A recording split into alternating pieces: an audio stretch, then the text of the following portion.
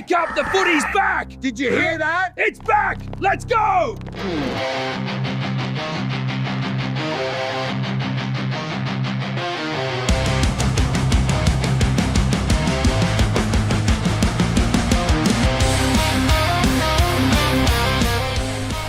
G'day everyone, and welcome to another edition of Tuesday Night Live, brought to you by Crowcast, of course.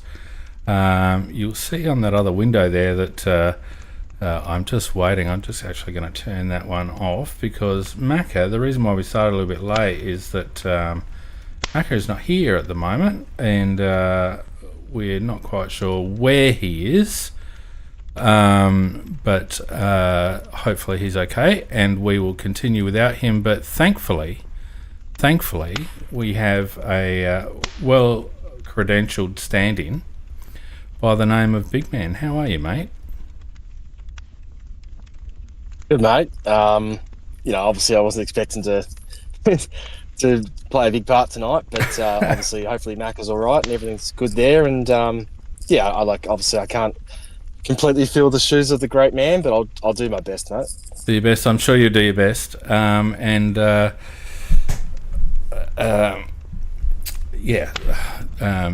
Macca happens to drop in a bit later, then we'll have the three of you. We'll just have a nice little threesome. Hey, you kick me out, mate. Just kick me out. Let him run the show. So just a couple of housekeeping things, just to let everyone know that in chat tonight, if you're in Discord, you can do certain things. People watching on YouTube as well as listening on Discord will notice that we have a live chat leaderboard going on, and unfortunately I haven't been able to activate it for the YouTube listeners just yet. But we're still doing the chat relay, so if anyone's in YouTube chat, then they will see the Discord chat and so on and so forth. The other thing that you can do if you're in Discord chat, sorry, I'm just a little bit distracted, is you can do this. People in chat will see what I'm doing. You can type in /clap and this happens.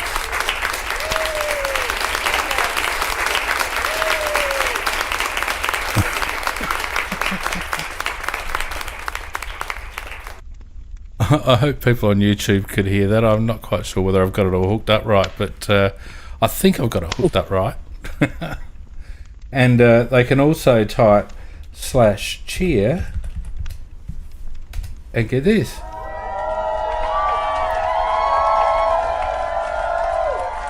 Did you hear that, big man? I'd say I did, but I might have my settings turned off. They heard it, so yeah, I think it'd be right. So there's a few things that you can do depending on how many chat messages you put in. So the more chat messages you put in, the more you can do, and you can even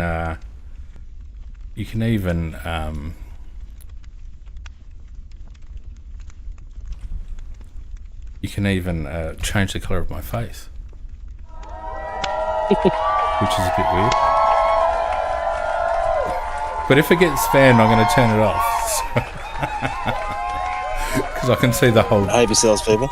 The whole thing turning into a bloody mess, but that's okay. All right. I'm already regretting it. Oh my lord. Yep. Let me just make sure that I can get the YouTube chat going. Sorry for this short start. I must admit I'm a little concerned about the young man. So we'll try and put that behind us for now, and see how we go. All right. So that's a bit of fun in the chat. It's pre-season, so I'm trying a few things out, and that's just one of the little things I thought might just help us with a little bit of interaction. Munjit's already got 16 messages because he spammed. I will kick you, Munjit, if you spam. But look, there's quite a bit to talk about. I'm not quite sure how much you've caught up on, but I thought, first of all, mate, we might talk about last Friday night's match sim versus Port Adelaide. And you would have seen the final score. I don't know how much of the feed you actually saw. Oh no, so I've watched the games a couple of times now, and I even took stats on the replay. Oh, I shouldn't be surprised. So, I'll put those stats up in Big Footy because I noticed on Twitter there were some stats going around that aren't quite accurate. So right. I just did my best, and I'm pretty sure I'm a bit closer to the mark. So, but right. I've had a pretty healthy look at it, right? So, yeah. What were your thoughts, mate? What did you think? Yeah, so I'll be honest. I went into that game thinking that we were going to be up against it. And I know it's only a trial game, so don't get me wrong. But just the way things were panning out, our injuries, the fact we had 6 first choice players out. We obviously had a shorter pre-season than Port did. It's their home deck, their crowd. They're playing for the new coach. It's the first time they've actually played opposition under Josh Carr.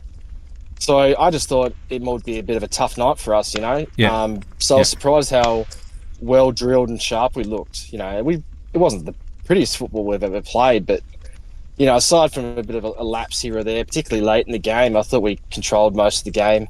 We probably broke even in the midfield, and I was really impressed by just some of the work of our forwards. Obviously, still thought was dominant, but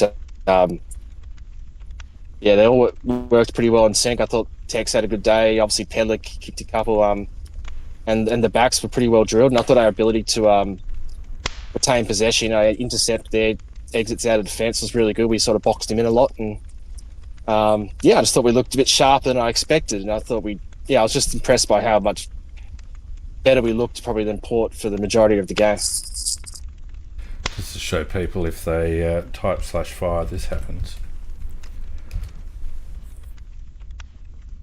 Oh, I haven't got enough messages. Someone type in /fire. Munjit, type in /fire. Look, I thought we looked reasonably sharp. I didn't see a lot of difference between in our game style from last year.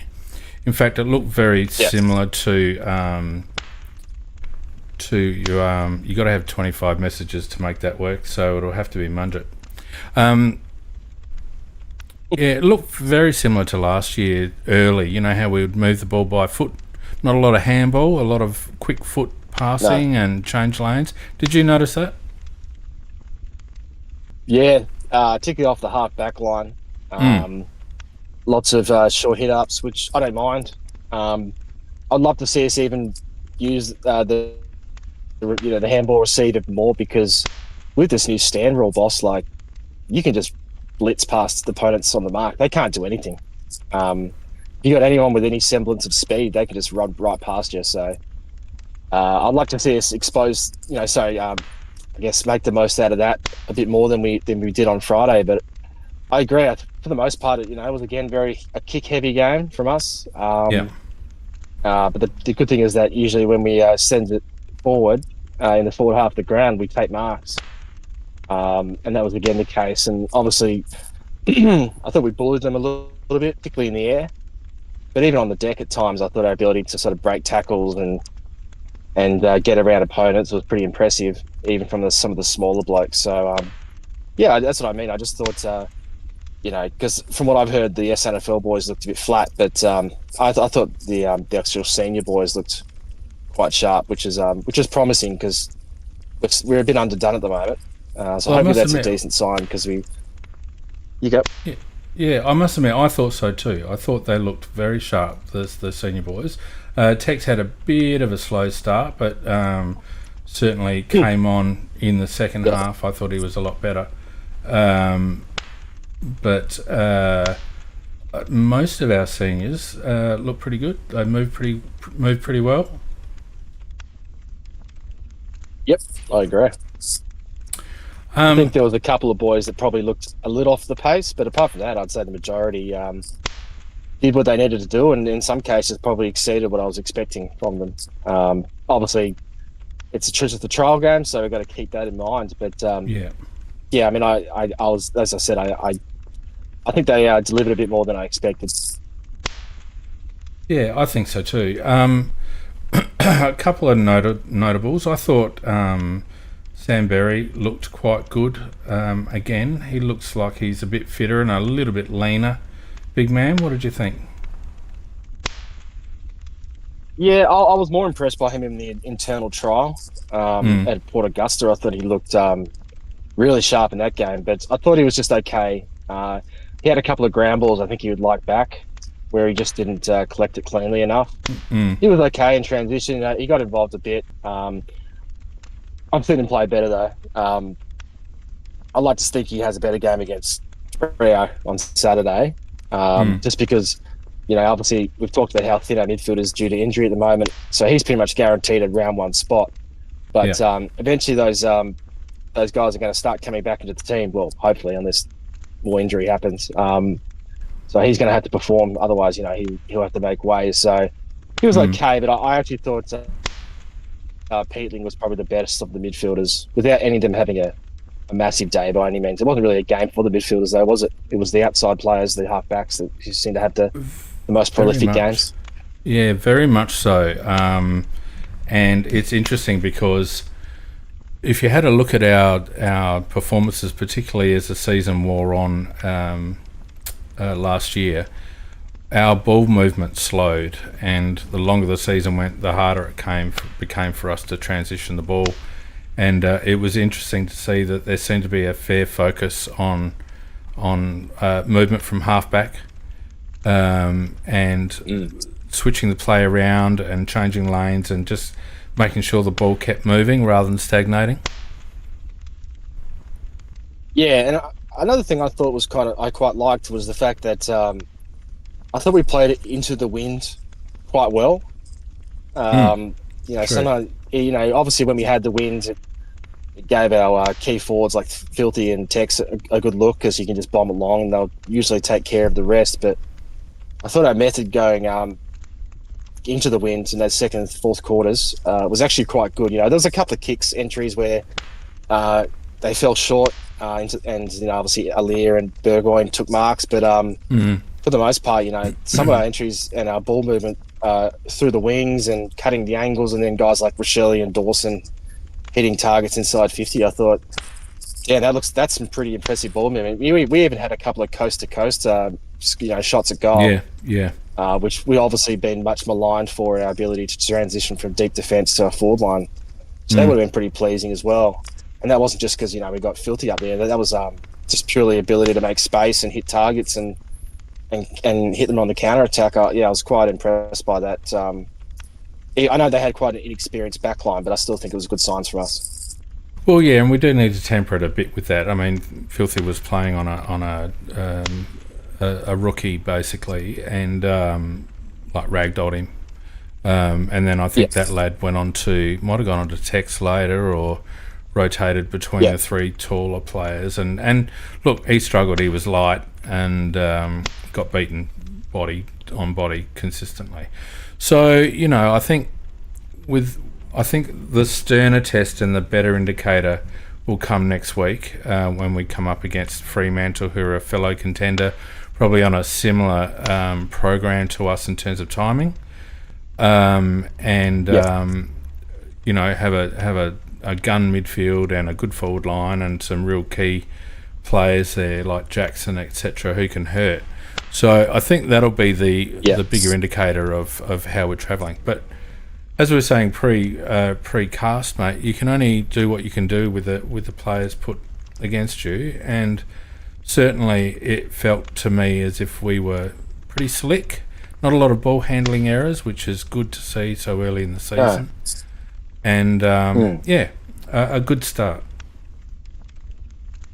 Yeah, I mean, like if you compare that game to when we played at Alberton in 2018, where Jack Watts picked a bag on us, it's chalk and cheese, isn't it? Like you can tell we're a much better drilled outfit these days. And I don't want to overstate the game. Like we had our moments where we're a bit sloppy and it was a bit all over the shop. But that's just Yeah. part of the territory at this time of year.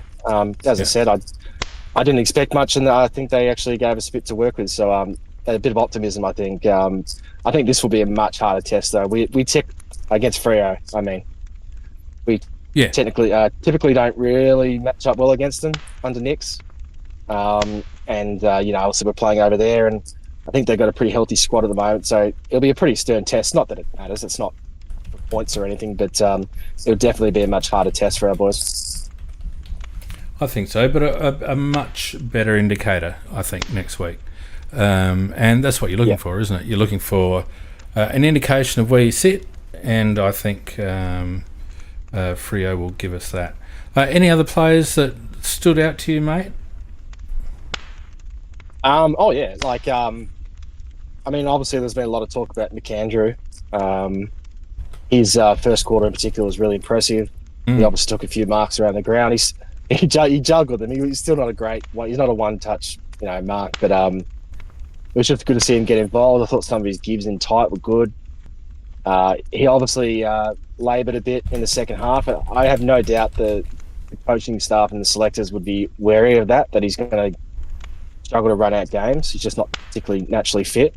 But, if we can manage that, and obviously I guess we'll talk about the inclusion of Toby Murray, who sort of helps alleviate that a bit, to play that relief ruck role.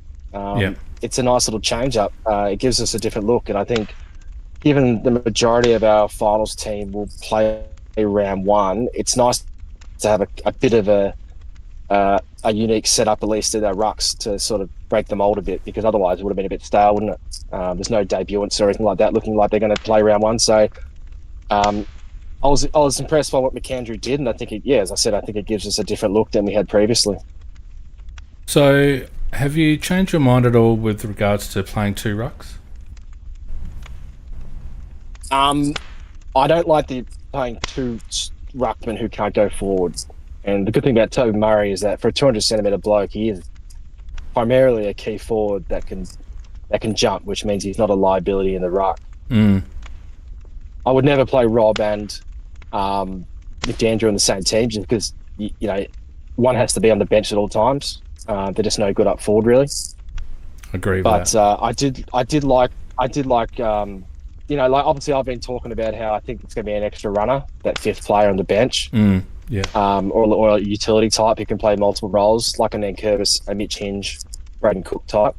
And that might still be the case. We don't know if they're going to lock in with Toby Murray, but it is interesting. And we know, Brisbane did it in the finals. They played Oscar McInerney and then Darcy Ford as well. So, I'm sure Murray Davis has a bit to do with this as well. But I didn't mind it. He has to perform though, Toby, and he was okay on the weekend. But he's still a bit raw prospect, so we can't expect him to go gangbusters just join yet. the channel if you like. What do you think, Fan? Did you have an opinion one way or the other?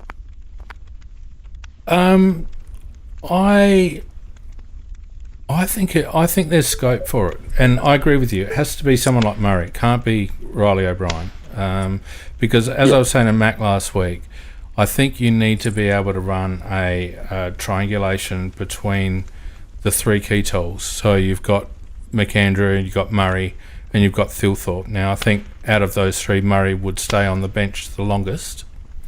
But if you could use that sort of three-way through that spot, I think it gives you a few different looks. We saw Thilthorpe even went into the midfield on the weekend, and I have a feeling that they want to do that a bit. I just have a sneaky suspicion that that wasn't a mistake. That was it wasn't a bug. It was a design thing. And if you could do that and have McAndrew rucking and have Murray up forward, that's a challenging setup for an opposition team. Obviously, Curtin comes back. It adds another little stretch to that. But I'm starting to lean towards the fifth man. If we end up playing Murray, I'm leaning towards the fifth man being that third tall option. Yeah, it's very interesting. I mean, it's funny we get ragged in the media for having three talls up forward, and now we're going to be adding a fourth. Obviously, only 3 have to be on the field at one time, and it means that if it also, they talked about on the telecast, it means Filthy can play either permanent forward or, as you said, go into the midfield at times. So you don't really have to relinquish that strength of ours. Obviously, as our key playmaker up there. Yeah. I mean, there's something there. I think that's another reason would be, as I mentioned, I think they're probably a bit worried about McAndrew's ability to run out of game if he plays high time on ground. So, I'd imagine that if there is a relief ruck, it's like Toby Murray, they're probably going to get more time in the ruck than your typical relief ruck. Obviously Thilthorpe's probably done 10% of ruck contests when he's been in there. I think it'd be more around the 20% mark for Toby Murray. But as I said, he has to perform as well. You can't just be a ruckman for the sake of it.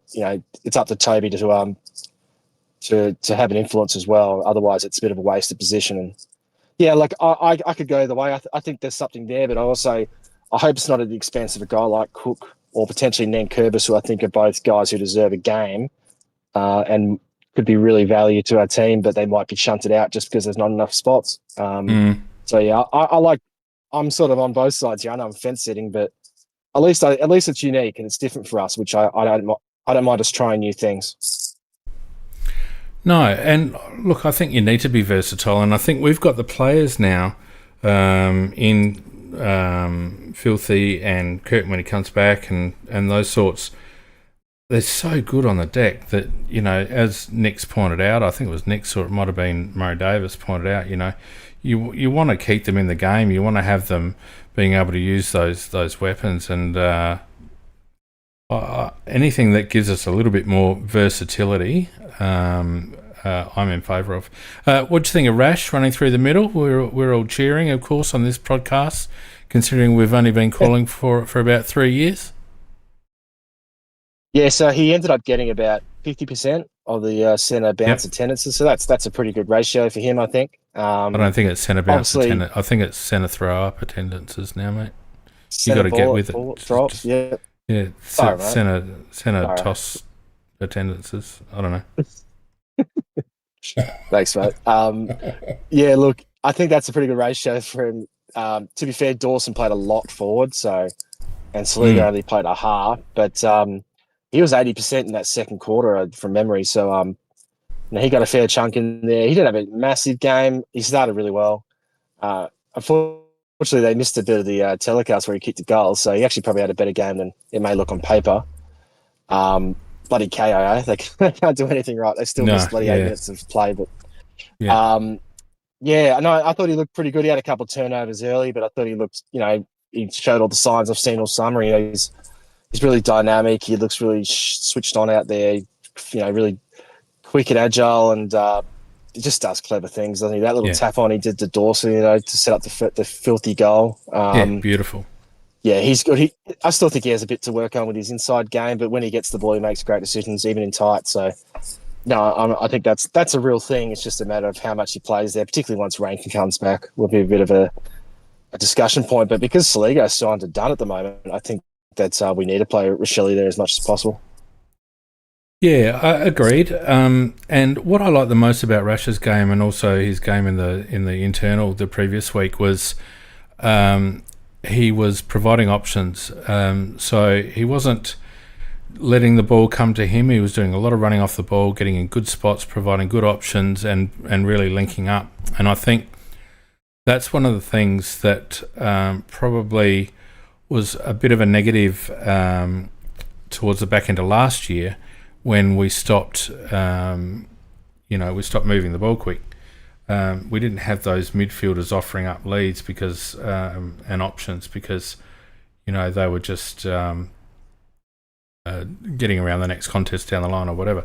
So I liked Rash doing that. I also thought Chase Jones did quite a good job doing that. My problem with Chase on the wing is that's about all he does, is do those little hit-ups, and it's not very dynamic.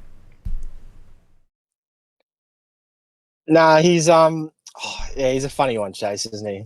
I mean, look, he's been given that opportunity, and I mentioned quite a bit that he seems to be right at the front of the queue for that one of the wing spots, and that's been the case now over the internal trial. And yeah, the Port game. And look, he played both well in Augusta and at Alberton. His kicking inside 50 has been really good. And even just some of his movements around stoppage, I think he's showing a bit more. He's driving the legs a bit more. He still gets caught a couple of times where it's typical chase. He's never had a great evasive ability, but at the moment, hopefully we get some more guys back, over the next month or two, and we'll see what happens with Chase's spot then. But for the time being, he's in good form at least. He looks like he's pretty lean and fit compared to the last couple of years, and if it might as well, while he's in form, put some gains into him, and see if he can sort of get back to his 22-3 form, because it's easy to forget that he actually had a really good stretch of games there before he broke his foot. Yes, that's absolutely correct. It can't be understated how much breaking your foot sets you back. It's worse than an ACL in terms of the injury, recovery, and just getting back to full fitness. And it looks like he's back and has some confidence again, which is good to see. And we'll see how long that lasts. But for the short term, I think it seems the way we're going. At least he's playing well. That's the most important thing. Agreed. I'd like him to do more, but I would have loved to have seen them give Billy Dowling a bit more of a run.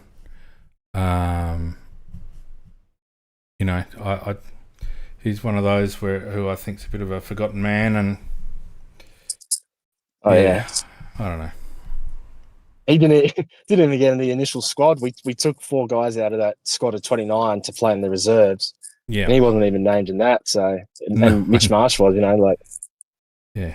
So, Charlie Edwards has already gone past him in the pecking order, and it's interesting. It's I feel a bit bad for Billy, because there's no doubting he puts so much work in, but I guess you can tell the coaches just don't rate him high enough. No, I don't think so. He's never been once considered for the A team this whole summer, basically. Yeah, and didn't really get a look in last year either. So I think right. He's going to have to do a hell of a lot to break his way into this side, I think. One thing that still confuses me, and I don't want to turn this too negative, but is I was just again really surprised with Luke Nankervis only playing basically a quarter and a half on the weekend. Me too.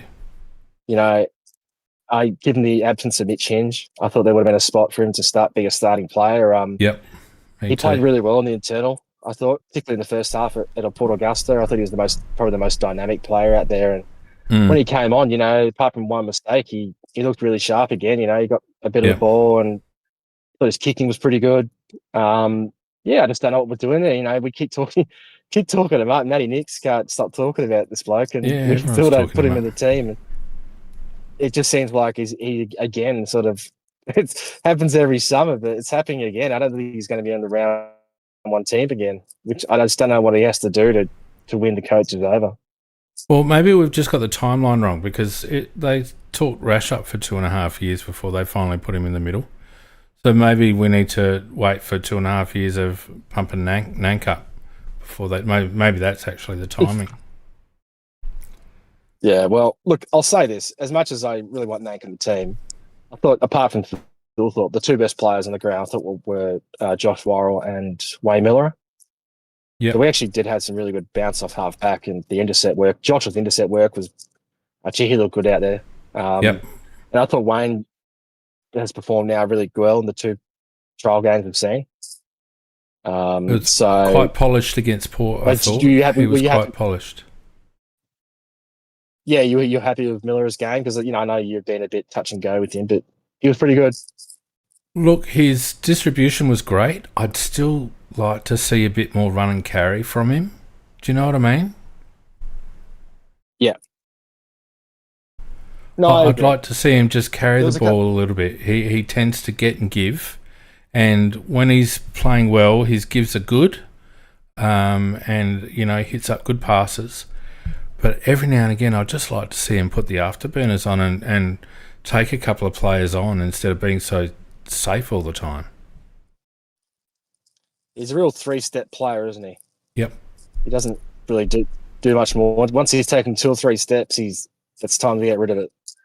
That's and right. obviously his agility was pretty good on Friday. He had a couple of nice steps that opened up the space in front of him and cut the angles. But I agree. I still think he's got it in him, but he just doesn't want to do it. And we just don't have many players back there who actually have the ability to break lines still. Wayne Curtis is one. That's why I really want him in the team. But apart from that, I think we saw again on the weekend that, Laird's not going to do it. Bond is clean and crafty at ground level, but he's not a line breaker. Max is probably one, but once he gets back to full fitness, I still think he's a little bit behind the 8 ball. But you're not going to get that from Bond. Murray can do it, but he's not really the guy you want doing it. And then, it just seems like we could use another line breaker in there. And I'd love to see Miller be part of that. I don't think I think he's got more than what he's showing. But geez, as I said, I thought he was really sharp. Well, the other thing one we haven't.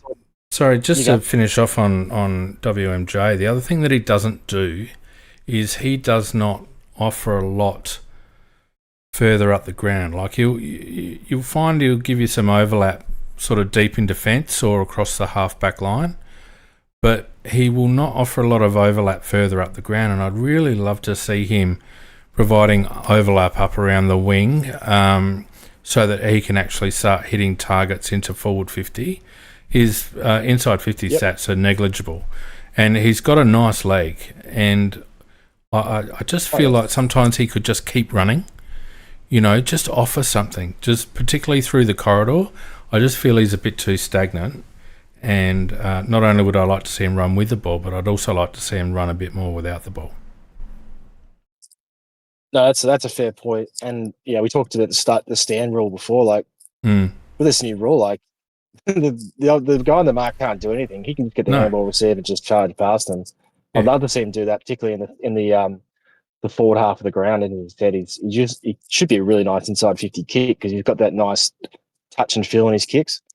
So definitely a weapon that he has. He's just not using it at the moment. I think that's the next step for him to get the most out of him because I agree, Finn. It's there. He's got to find a way to get it out. Not just play. He's playing a good brand of footy, but he could play a great brand of footy, I think. I think that comment actually deserved a fire from 1990 or Mungett. I'm a bit surprised that they didn't actually react in any particular way, but, I guess that's just the quality of the individuals they are. The guy I was going to talk about before was Braden Cook. Speaking of guys that... Just before you do, yep. I have to give a shout out to Kenny Loggins in the YouTube. Thanks very much for the $5 super chat, Kenny. He does ask a question. How many years do we continually need to say Fog needs a big one? Reckon in 2023 we thought he'd made it. Now, despite the insinuations of that comment, I assume he means a big game. He's just still doing Fog things, right? Yeah, just does his bit. Doesn't he, Fog? He apart from the finals last year, he hit pretty consistent. Has chips in for a goal or two most games, helps create a goal or two as well, but never really takes over games. And we talked about this last couple of weeks ago. How he's just sort of seems to be a bit happy with where he is. I don't know if that's because he's on that long-ass contract or it's just the nature of him. He's a pretty casual, cruisy guy, Fog, But, I mean, at the end of the day, he's a 40-plus... He's now consistently a 40-plus goal kicking forward. I think a lot of clubs would love to have that. He's probably the third best key forward, and that says a lot. So, he's a very handy player to have, but I think we all agree that we just wish there's a bit more there. I still think he was a bit underdone coming to this pre-season. He doesn't look quite as fit as some of the other boys. So I don't think we're going to see the best of him in the first half of the year. Hopefully he can start to have big games soon. Is that a bit inexcusable, mate? I mean, he's a senior player and he had a shoulder. He didn't have a foot. No, it was a foot. It was toe surgery. He had surgery on his toes. Oh, that's right. He did too. My apologies. Yeah. So he actually had an interview the other day. He said he was off his feet for 1.5 months or so. So that And a guy like Fogg's genetic makeup, I don't think that's great for, it's hard to stay fit and healthy and lean when you're like that. So, but I agree. I think we all look at Fogg and think, oh, maybe if he was just a bit fitter, a bit slimmer, he'd be able to cover the ground more. And would he be able to get more involved, get those possessions up into the mid to high teens like Tex was able to do at his best? Because we know when he plays as that centre half forward role and he gets up the ground, he's really good because he can swing on his right, his left, he wins ground ball, he can take a mark. He's a really dynamic player, but I just don't think he's got the run in his legs at the moment. He wasn't bad on Friday, or no, it wasn't bad. But he's not doing a whole lot. No, he's not doing a whole lot though, is he? Yeah. At the moment, which I guess we're hoping one day that he was going to. I mean, he's 26 now, isn't he? Something like that, yeah. This is prime years. Yeah, it's a hard one because you can't really be too upset about a guy that kicks 40 plus every year. I just, do we expect too much, or is this just what Fogg is? I guess. Well, I guess that's the question, isn't it? Is this all we're going to get? Anyway, thank you very much, Kenny, for that, and appreciate the support financially as well. Mate, what am I doing? The other thing I guess we've got to talk about, just before we move on from the game, is Braden Cook. Braden Cook? Who you were going to talk about. I want to talk about him as well. Because when you talk about run and carry and creativity off half-back, he's really, in the limited time that he's been there, he's given us another dimension, don't you think? Yeah, and we only saw a bit of that on Friday because he had to play so much on the wing because obviously no eyes that coming. And but I thought the great thing is that despite the fact he'd been training as a halfback, he was able to play that wing role and actually get involved. He had a quiet third term, but apart from that, he played well in the other three quarters, which has been Cookie's biggest issue. He plays in spurts and then disappears off the face of the earth during games. Yeah. But he was able to play a pretty consistent game on Friday. And the great thing is when he does get the ball, he rarely wastes it. He's such a nice ball user. He set up a couple of goals on Friday and could have kicked one himself. Of course, he missed that one, but he's such a beautiful kick usually. And he just has that step. He has a bit of class. I loved his little between the legs move that he did, sort of near side on the boundary just to get around someone. Bickley didn't comment on the chat because he was too busy trying to talk Riley O'Brien up for the whole game. But it was such a deft little move, and it's just exactly epitomises exactly what he's like, Braden Cook. He can do that sort of stuff. Yeah, and I think a lot of our issues, apart from his consistency over the years, has been just his competitiveness. But even that's taken a step forward. We saw that last year in the Sandfall, and even his few appearances at AFL level, bar that Hawthorn game where he just couldn't get his hands on it. He has stepped it up. I don't think he's ever going to be a contested beast, but he definitely is more reliable in those contested one-on-one situations. Yeah. And there was a loose ball he gathered at pace at the halfback flank in the last quarter, which I thought, wow, that's he looked more aggressive than some of the other blokes around him. He wanted it more, which is not something you could really say about Cookie too often. No, that's right. And we know that if he's got all the tricks with ball in hand, so that part of his game's fine. So it's just about marrying those two together. And like I said, all summer he's been in a really good space. He's looked really confident. And for him to get a gig right from the start, I actually thought Nankervis was ahead of him, but maybe I'm wrong. I think Cook might be ahead of him now. So he has to play well on Saturday against Freo, obviously, just to shore up that round one spot. But if he plays reasonably well in that game, he'd be really stiff to miss out. And I think we'd be missing a trick if he didn't play, because in that space and at the MCG against Collingwood, I think would really help him. And and with Mark Keane out, he's probably one that can that offers that composure and that that ability to hit a kick that others won't take. Yeah. Mark Keane's done that for us. He's not going to be there, obviously, but Cookie's one who will take those kicks that Keane did, and who will see those players upfield. Yeah. Yeah, and as long as he understand, well, as long as the coaching group understand that we're going to need that sort of creativity from Cookie, and we can't get him too far ahead of the ball or in front of the bigger defenders, so that they can actually dish to him and allow him to create. But I really liked his game. There was only one other person that I wanted to talk about real quick before we move on. Now, who was that? Oh, so I can see exactly what you're saying now with regards to Charlie Edwards. I must say that he's got a fair way to go, hasn't he? Probably more than what many of us thought, to be honest.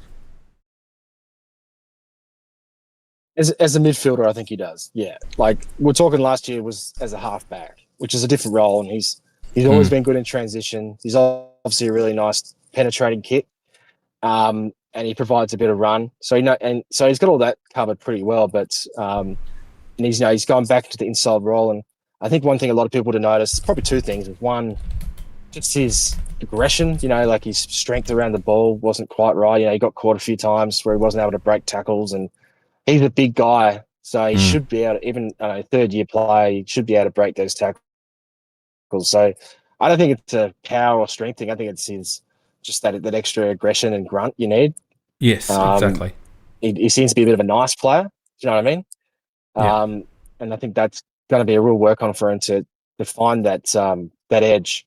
Because right now he's a bit cruisy. He doesn't really have that dynamicism like some other guys do.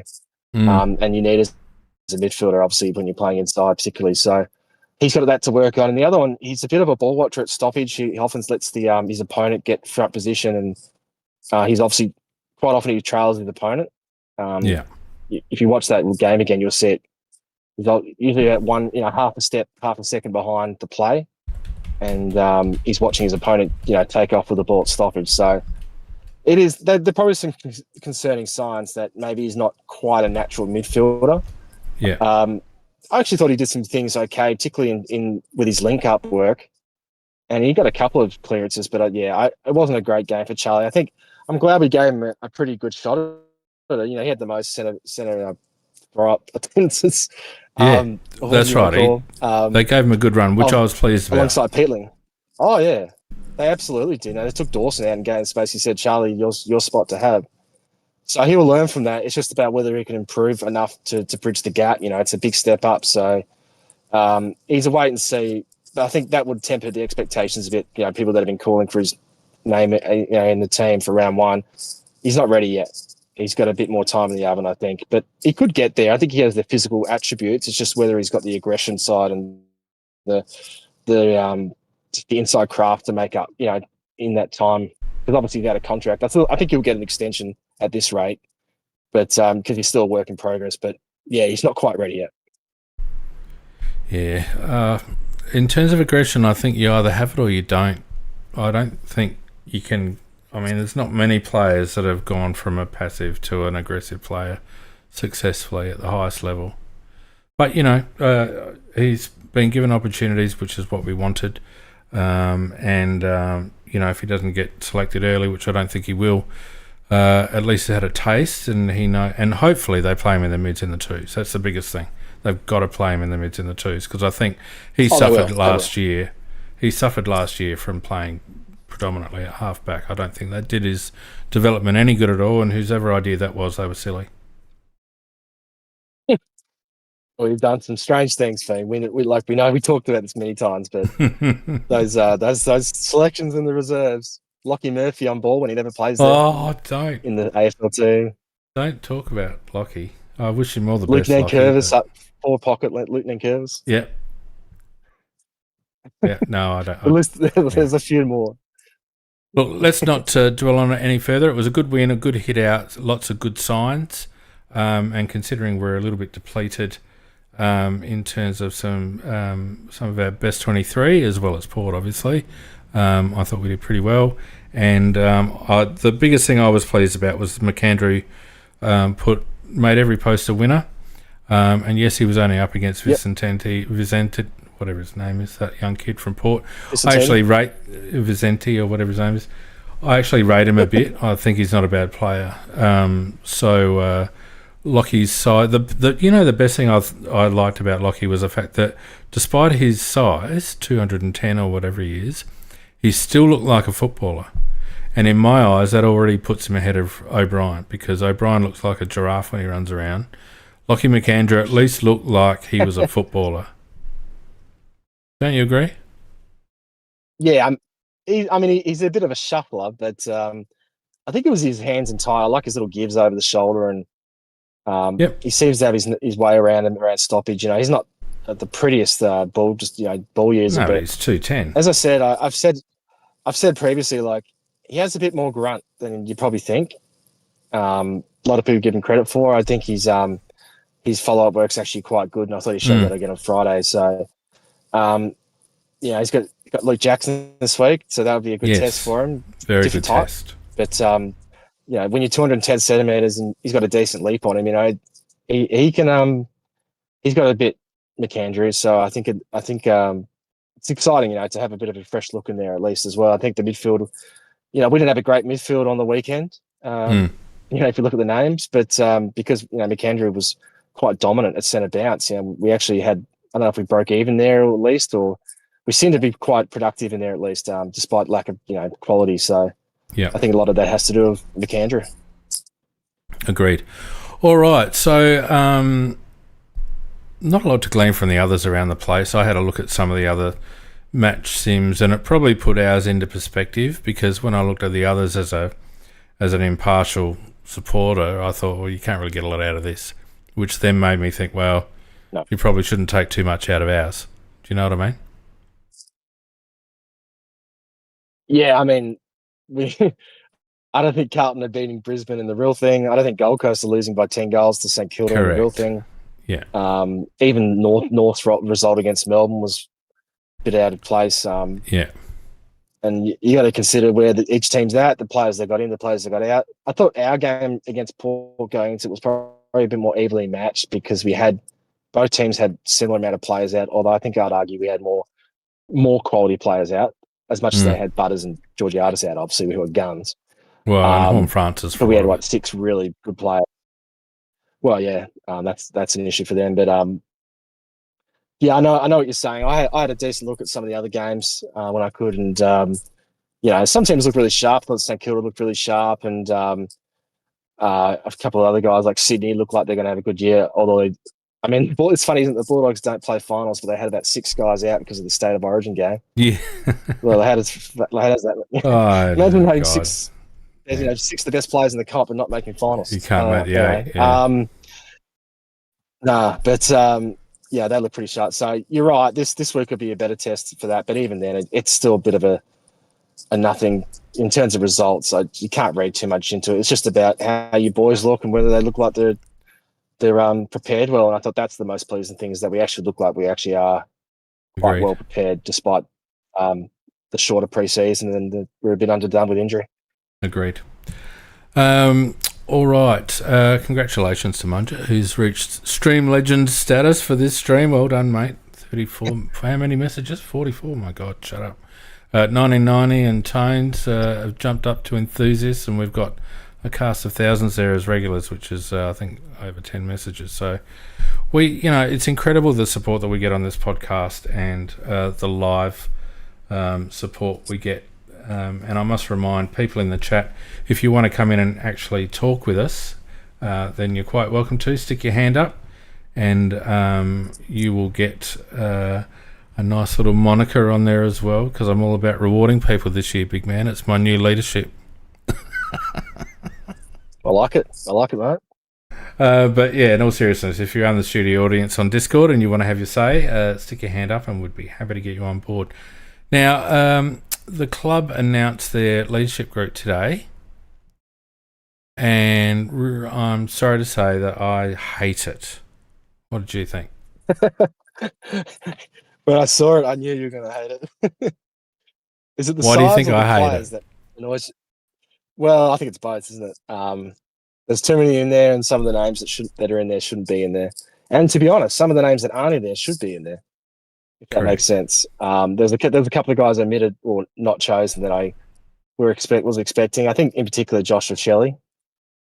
We heard so much about his leadership. Yeah, 100%. From the coaches and the players, and you'd like to think that'd be backed up with a selection by his peers, because it seems like a lot of this goes through the players themselves. So I thought it was strange that they didn't vote for him, or if they did, the coaches didn't agree.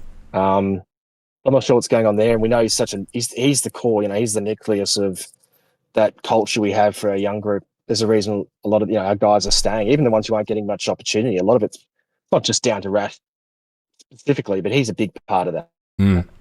And he's you just watch the way he goes about it, the way he interacts with fans and kids and everything. I'm surprised he wasn't in there. The other one was Josh Worrell. I know he's a bit of a laid back cat, but he's so competitive on the field, and he's another one that's really embraced the club, despite coming from Victoria. I thought he was a chance. I guess not. And on the flip side, it's such a big group. 7 players.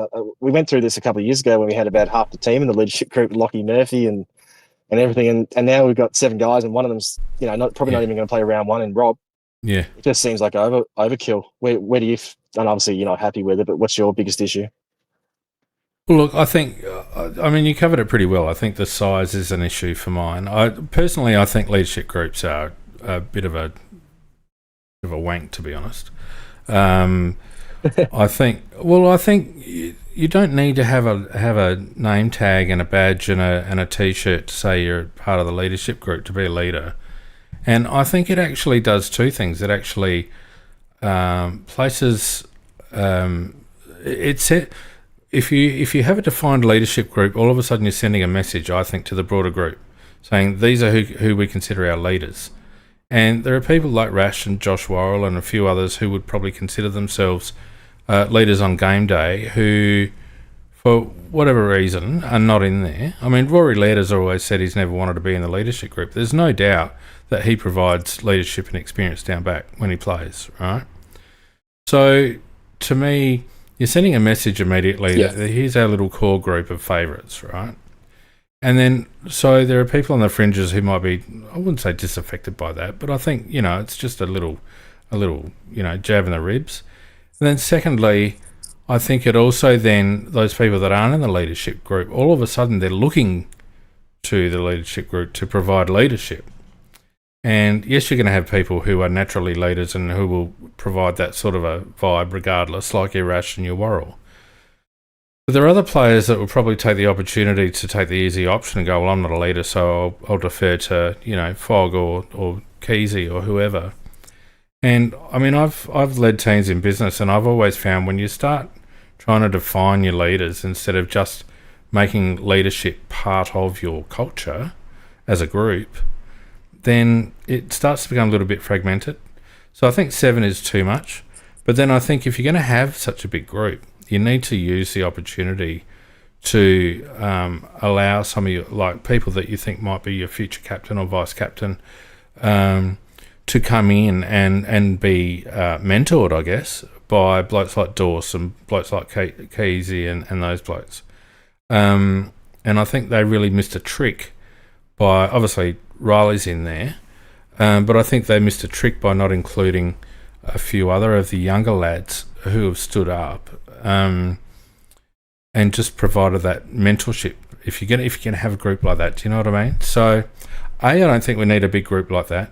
B, I'm really disappointed by blokes like O'Brien, Fogarty, even Isaac Cumming. It's only his 2nd year. Even Alex Neil-Bullen. Now I know Alex is a huge leader around the club, but he's been in our system for 2 years, and I feel like, I don't know, maybe do your time. I don't know. Does A and B? But does A and B need to have a leadership group T-shirt in order to be a leader? Clearly not, because he was leading before he even got to the damn club, like sending blokes text messages and all sorts of things. I mean, he was clearly a leader. He doesn't need the T-shirt. Do you know what I mean? No, but I guess at that point, do you need any leaders? If they're just going to do their job anyway, regardless of. I guess that's my point. Tag or not. I guess that's my point. I mean, clearly you need a captain, and you need 1 or maybe 2 vice captains. But I don't. Leadership groups are very much the leading teams things in the 80s and 90s, and we all went through it in corporate life as well. And I just think I just think it's a bit of a relic of a bit of groupthink from days gone by that isn't really relevant anymore. That's my take. No, I can see what you're getting at. It's a tricky one because a guy like Neil Bullen, I think I don't have an issue with that selection because he's just it's very well known that he's just a guy that's very good at getting around players, young and old. I think that's the key. But I think what I would like to have seen is probably a bit more like what are the roles of each specific player. When you have 7 players in that group, they probably should all at least have their roles within that leadership group, and you can sort of see, okay, he's there because of that, and he's there because of that. But like why would you need both Neil Bourne and Isaac Cumming, for instance? Because I think they're both recognised for the sort of similar role. In that they're both, really good around people, really caring, good teammates. But don't you need both of them? Thilthorpe was an interesting choice. I think I like the idea of a player that is a bit younger and has that ability to connect with the younger players, sort of being like the leader of the younger players. But I was under the impression that was probably Rochelle rather than Thilthorpe. Obviously, that's not for me to say. I mean, that's not how it was voted. So I'm wrong in that regard. But just the way I would have structured, I would have had probably a smaller group, and it was clear whose role was which. Obviously Dawson's the captain, but some senior players to provide that seniority, but also some younger players to sort of be that conduit between the 18, 19, 20-year-olds and the rest of the group, because there is always a bit of a gap there, the senior players are kids and they have a lot, other stuff going on. They're married, a lot of them, and it's hard for them to relate to the kids as much. So it's good to have players like Rochelle and Thilthorpe and Worrell, who those young kids can look up to and be their captain, the mini captain in a way. And I thought we missed opportunity with Rash. I know people are talking in the chat about how Rochelle should just focus on his footy, but he's doing that already. He's doing this leadership stuff already. He's been doing it for a while. And so I don't think it's going to affect his footy at all. It's just, I think he thrives on that sort of stuff, Yeah. I remember when Dawes kicked that. Remember when Dawes kicked that game winner against Port in the first showdown that he played in, and it was on the back of Lockie Murphy getting a free. Well, Josh Rochelle wanted that kick. Rochelle wanted it. He wanted that kick. He took and, he was like half a dozen games in at that point, and he was ready to go. So I don't think Rash is a classic example of a kid. He doesn't need to have a T-shirt to be a leader. I think that's just him, and that's why I think it's just a bit of a... No, but I think it would have been a great opportunity to recognise what he's done. Oh, it certainly would have been. And that's my point. It's like, what messages are you sending by leaving him out? What are you gaining by leaving him out? He's clearly going to be a leader anyway. But is it a little nod to, past indiscretions? Oh, you bared your teeth at the Port fans last year, so we can't make you... whether that's true or not, and I'm sure it's not, it's all these little niggly things, and I just think it's completely unnecessary. Just don't have one. Just don't have a leadership group. Then the O'Brien one's a bit awkward because, it looks like he's going to be playing SANFL to start the year. Like, we're in a bit of a Murphy situation again with that one. And I think that's the issue you have when you have such a big leadership group, is that when you have guys who are actually on the fringes, like a Rob, you create this sort of disconnect where it's like, well, he's a leader of the club, but he's not actually playing for the senior team. Like, that's a bit odd, isn't it? The whole O'Brien situation is a bit odd, mate, because he's got a contract extension and he's been retained in the leadership group. So what do you make of all of that? Yeah. Look, I know he does a lot of community work and he's a great fellow, Rob. But, there's more... Yeah, and I guess he's part of the leadership group, but just because the way in which he fits into the team and the squad at the moment, I just find that a bit strange. And as I said, I think that's sort of probably the biggest sore point in the group, because it just feels like, well, why is Rob in there if he's not even playing in the team? And I think that's, So, I mean, you can go on about it. I guess at the end of the day, we're told that this is voted on by the players, and then that's given to the coaches and then the board. So if the majority of this process goes through the players, then you can't really fault them. They're the ones that are there to, vote. It does seem like I think it's a bit naive. The seniority is... You think it's a lot of the coaches? No. What I mean is that in any group where there is a clear, unspoken hierarchy, and don't forget, mate, that we have, and I'm not trying to make too much of this, but I'm just going by my own experience. Where you've got an unspoken hierarchy that is based on seniority, then younger people in that group will naturally vote and look towards and push forward their senior people because that's culturally correct in that organisation or in that group. So just because a leadership group ends up with senior players and people say, oh, well, the players picked it, that's not necessarily indicative of necessarily how the players feel, particularly the young ones. But if it's culturally been the case, and it has been at Adelaide, that the senior players are often pushed forward or have a different set of standards or KPIs or expectations, then I think that naturally rubs off. And I think, you could almost say that if this was a player-elected leadership group, it's very reflective of that type of culture where the senior players kind of are elevated within the group, even if it's subconsciously or subliminally. You know what I mean? Do you understand what I'm saying? No, I actually do. I think that's a pretty valid point. I was sort of thinking that myself before, and you've explained it well. That there's definitely a lot of what's the word? I guess an aura about and a lot of validation towards the seniority of the group, the senior players. We've seen it occur in selection, mate, haven't we? Yeah, well, we talk about the gold passes and that, and I guess that does flow on. And I guess particularly younger players, they probably don't really think about it too much. That's just what they've been told when they got to the club. But the guys that have done their time and been around the club, and obviously on the older side, they're the ones that have the most say and the most power within the group. So I can see what you're saying. That sort of flows on even on a subliminal level.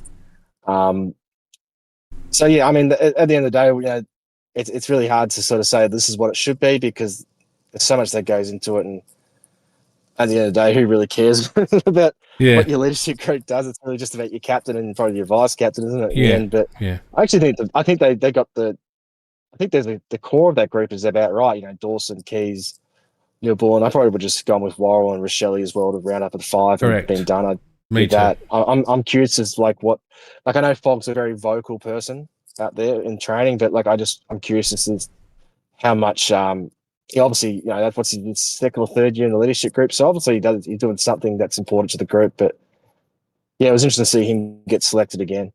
As I said, I just think a 5 would have been nice to round it out and just have a bit more variance in the age groups. It's a bit top heavy in terms of seniority, in my opinion. I also made a little observation, and I really don't want to do this to death because, like you said, in a week's time, no one's going to remember who the hell was in the leadership group. But it actually struck me how many ring-ins we had in the leadership group, how few homegrowns we had in the leadership group. It's O'Brien and Fogarty, and that's it, I think. And Thilthorpe. Yeah, so it's Dawson and Thilthorpe, yeah. Yeah, it's half the team, less than half. Not Dawes. Cumming, Dawson, Keys, Nibbler. Yeah. Yeah, that is curious. And I mean, if you go on a real tangent, that a lot of our best players are from other clubs, which, and a bit of our own development program aside. Yeah, Max Michaelani too. Yeah, that is curious. Max Michaelani's another one that could have been in there. Look, I just found it interesting. It's and you're right. It's indicative of the fact that we've very much gone on a trade strategy to build the team, and I don't disagree with that. I think that was actually the right thing to do, and it's interesting and probably indicative of the quality of player we've been able to bring in, and some have cost us a bit, and others haven't cost us much at all. So the point I guess that I was making, it wasn't a negative point. It was more a point of, the fact that we've brought in players and they've been elevated to leadership positions is positive in terms of my view, in terms of what our list management and recruiting staff have been able to do over the last 3 or 4 years. Yeah, and just to quickly add, another thing I just thought about was like a lot of that group is South Australian or thereabouts. There's not. Oh, that's why I would have liked a Rochelle or a Worrell in the group, just to be that sort of interstate link as well. Yeah, 'Cause, a lot of the guys we draft and bring to the club aren't from Adelaide. Yeah, and quite a lot of them are going to come from Victoria. So to have that sort of link between from Victoria and for those in-state players to look up to, particularly younger players, I thought that would be a good thing to have in that group. But yeah, you look at the actual group of them, nearly all of them are South Australian, aside from a couple. Yeah, interesting, isn't it? Don't forget in the chat, if you want to have your say, stick your hand up. I am keeping an eye on it. So if you want to have something to say, go right ahead and stick your hand up. All right, let's move on from that. I don't want to make much of the next topic at all, big man, but I just want to quickly address it. Bit of scuttlebutt around the place that there's a young Crow player in strife. I don't want to speculate on a name. I don't want to speculate on why they might be in strife. The word I had this afternoon from a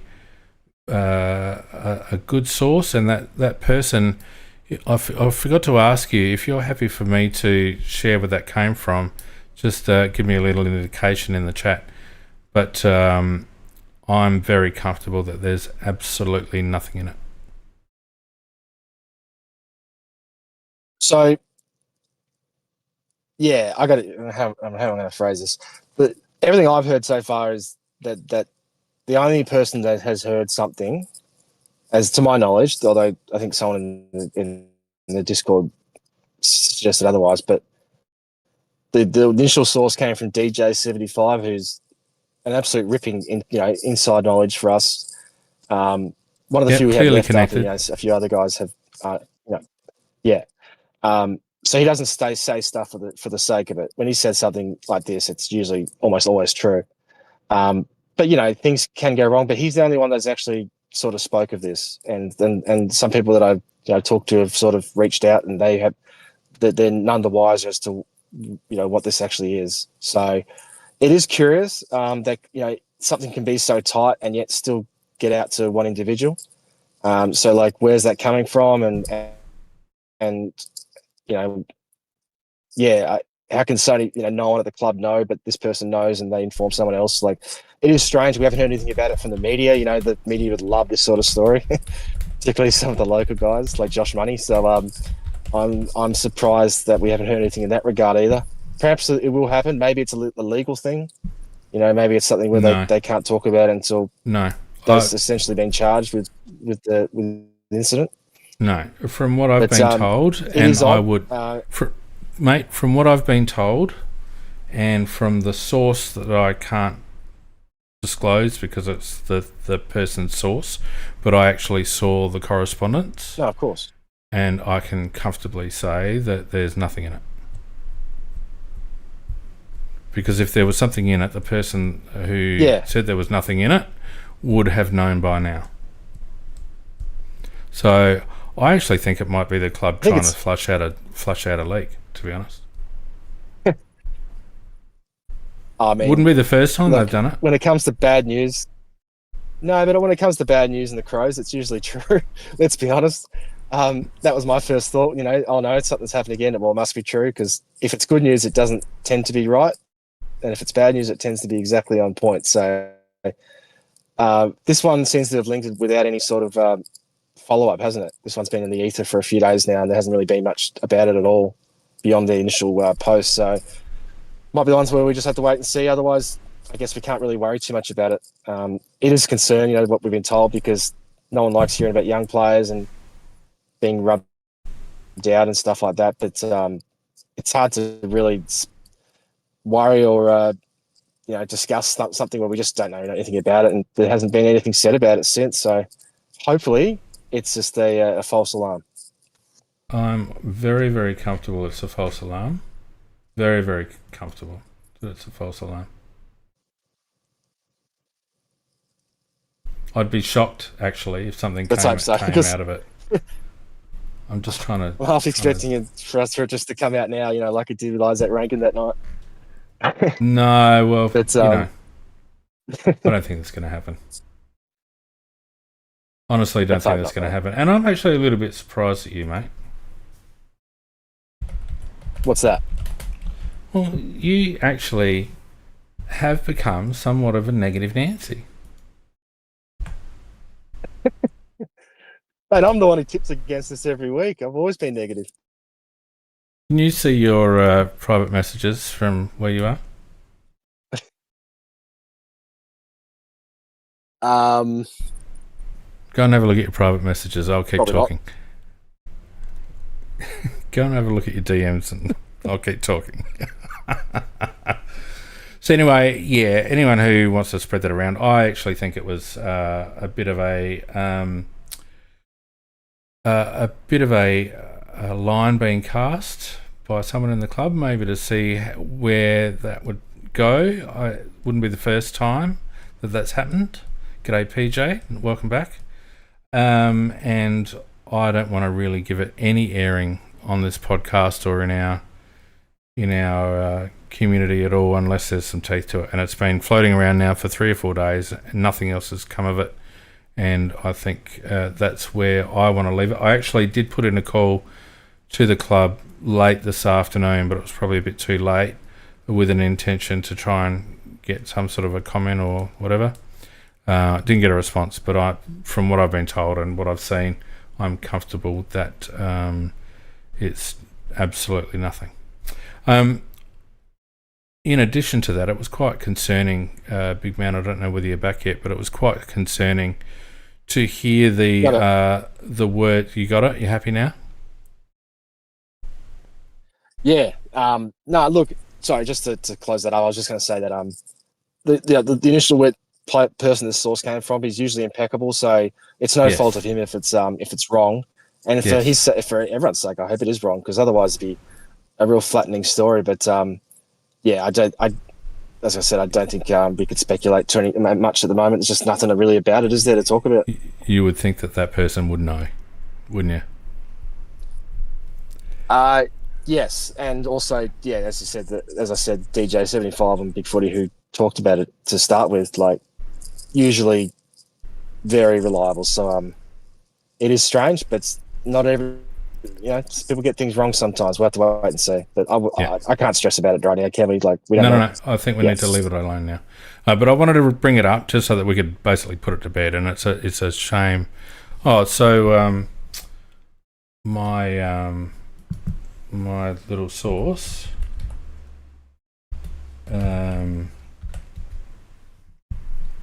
has told me that I can say who it came from, and it was actually Mitch Cleary who said that there was nothing in it.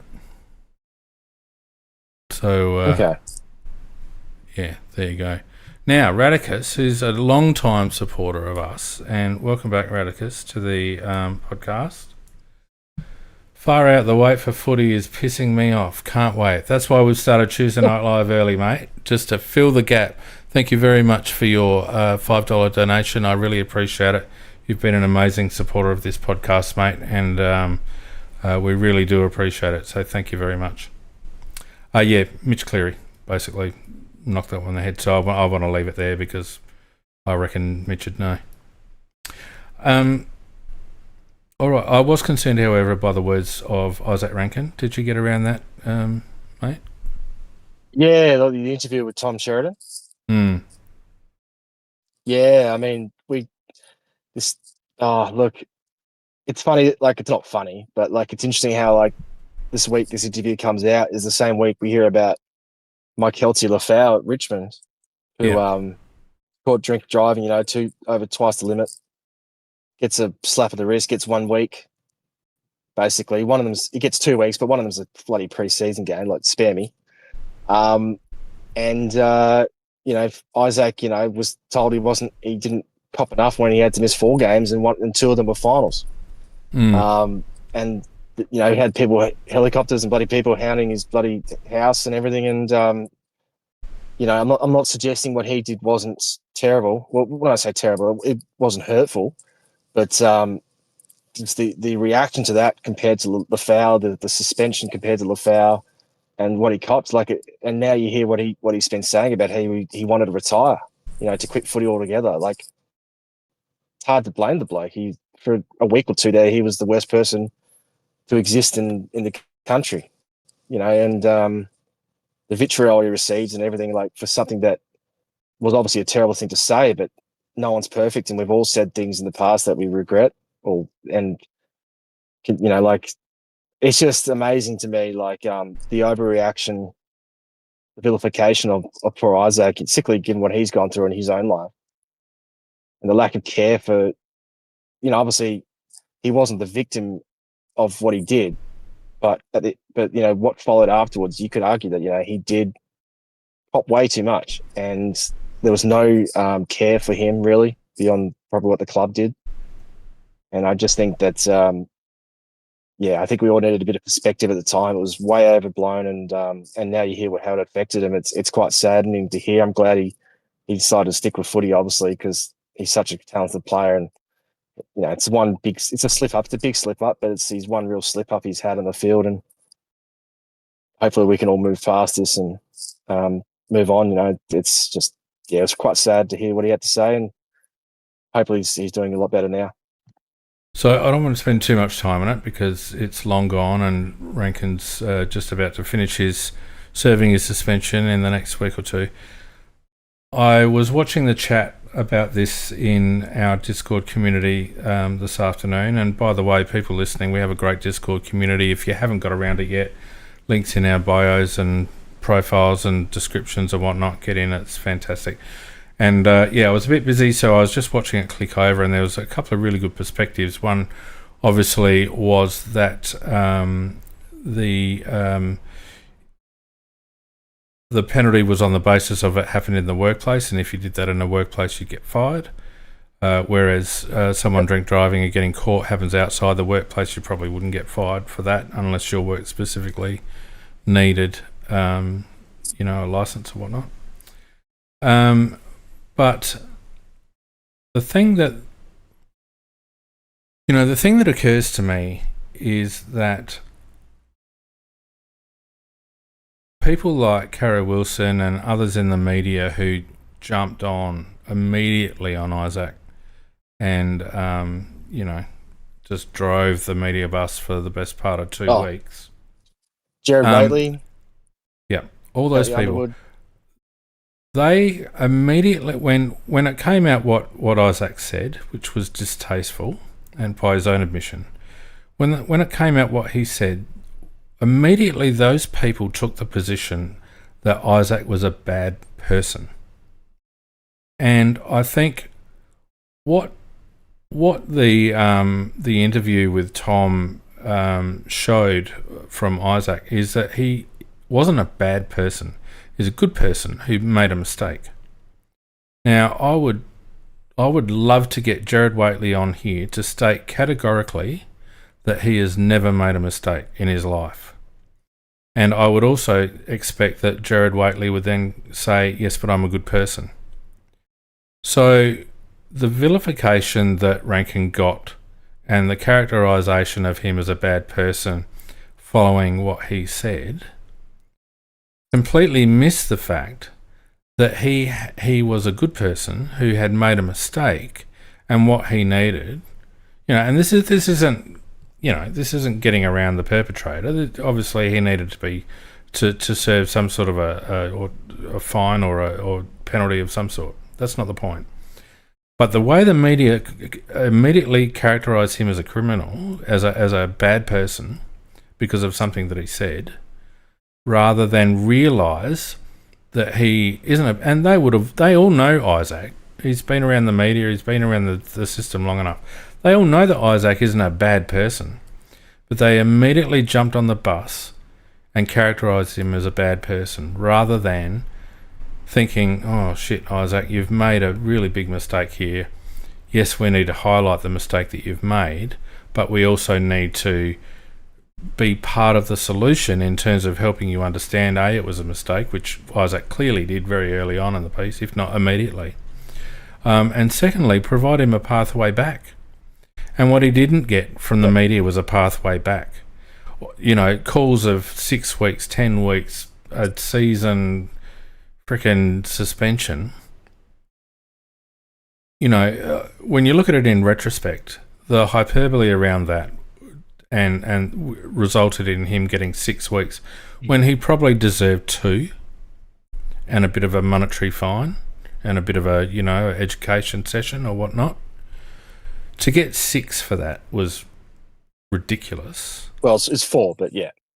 He gets 4 AFL games, but he also misses out on other stuff, right?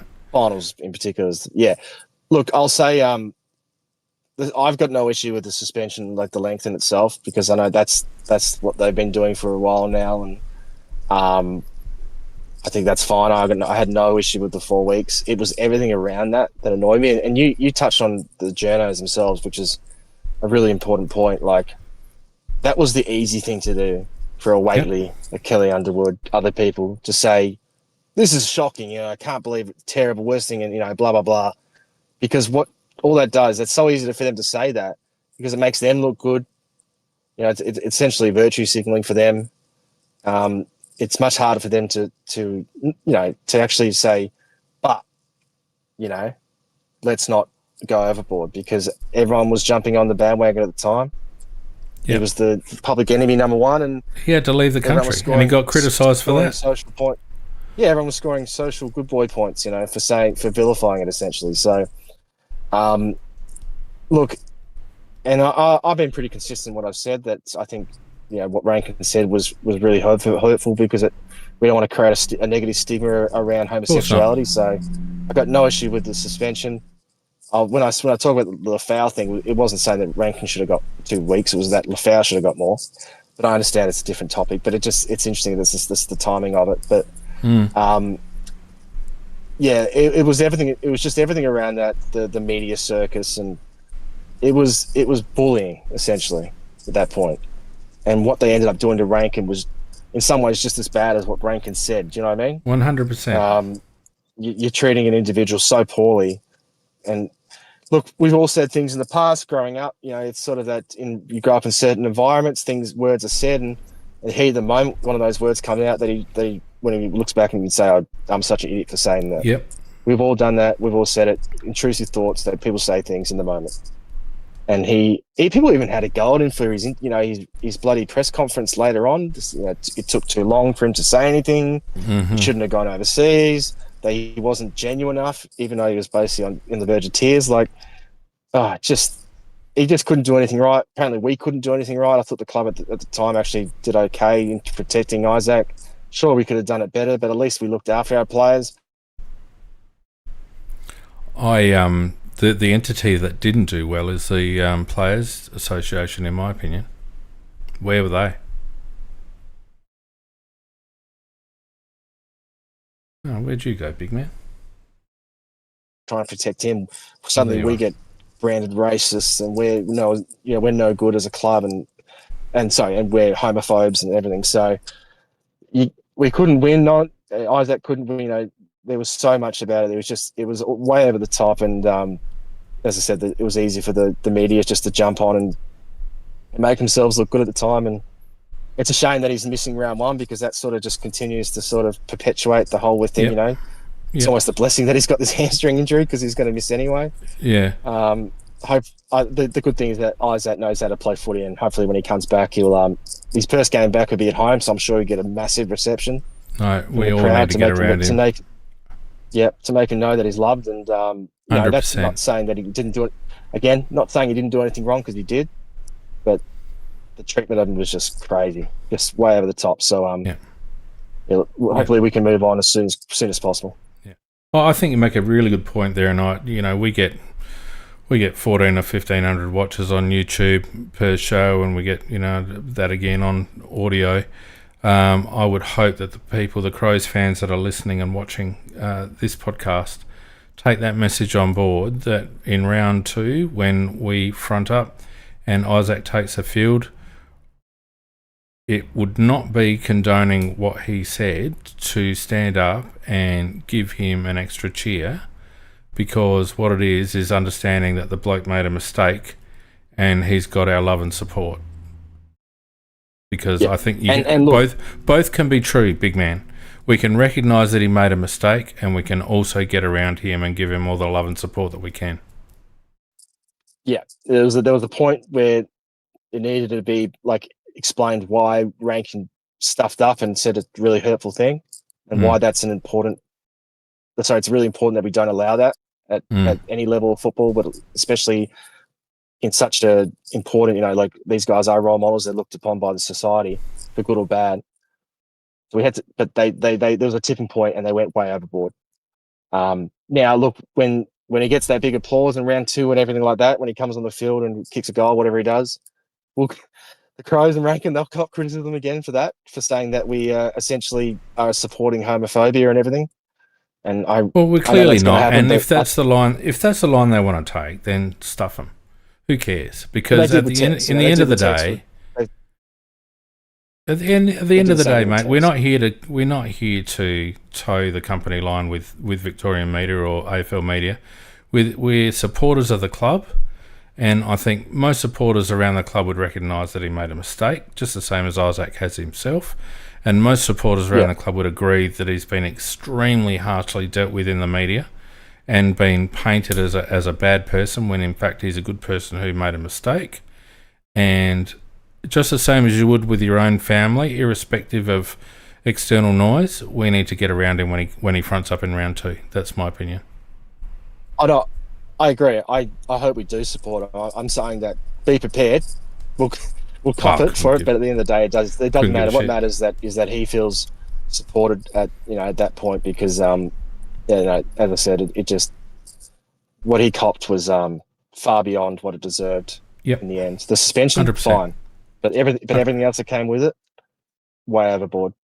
And I hope the people in the media actually listened to that interview and maybe took it on board in terms of the fact that mental health is such a big deal in the AFL. We have rounds, we have recognition, all the rest of it. And then we have a media cohort who seem to pick and choose when they want to care for someone's mental health. And I just felt like, irrespective of the crime in Isaac's case, he didn't deserve what he copped, and the media didn't have any thought whatsoever, no thought whatsoever, for the impact that something like that would have on a good person that made a mistake. Anyway, let's move on. Criticise it. So I was going to say, criticise it, judge it, but that's not what they did. They essentially harassed him, and let's rode the horse. Let's hope that he has a great year, and he can. I don't know if he's going to win other people over, but he's certainly got our support. So 100%. Now, a little bit of news on Thebby. Not a great deal, but we had some walkthroughs recently on the media. Channel 7, I think, did a walkthrough, and someone else did a walkthrough. We had John Olsen come out and say that we're ahead of schedule by 3 months and hoping to get in there by October. I think the turf gets laid sometime in March, which is great. Mate, I drove past there the other day. It's bloody massive, for starters. And secondly, it's fantastic to finally see our home for our club after, 35 years or whatever, taking shape. It's just fantastic. Yeah, and when you look at, how Westlake looks these days, like... oh, my God. Look, it's going to be... it's such an important thing for a multitude of reasons, and we know what a lot of those are, but, obviously just to have a real home for the team, and not the one that's sort of half owns by bloody, the government or, Samford or whatever, and actually have our own, home, and for people to come and watch and interact with the club, and but also just also attracting players is such an important thing. Like particularly in comparison to other clubs around the league. the West Lakes headquarters, it looks pretty ordinary these days. And that's hard. When you have players who might come to your club touring your facilities and they see what other clubs are doing and they see yours, it's like, geez, it's hard to make a good impression. So it's going to be so important for that because I'm sure it's going to be pretty state of the art.